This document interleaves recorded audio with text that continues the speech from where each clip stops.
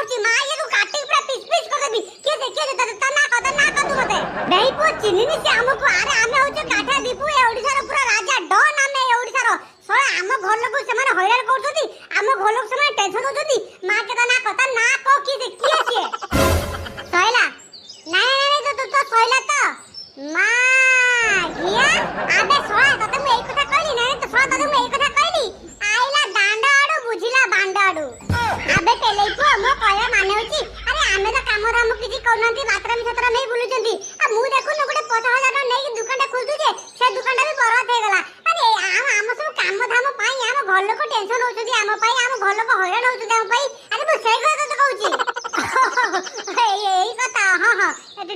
ଠିକ ଅଛି ହଁ ମୁଁ ଅଲଗା କିଛି ଭାବି ଦେଇଥିଲି ପୁଣି ଦେଖୁନୁ ନାତ୍ର ଛଳୁଛି ଆରେ କଣ କରିବା ଟିକେ କହ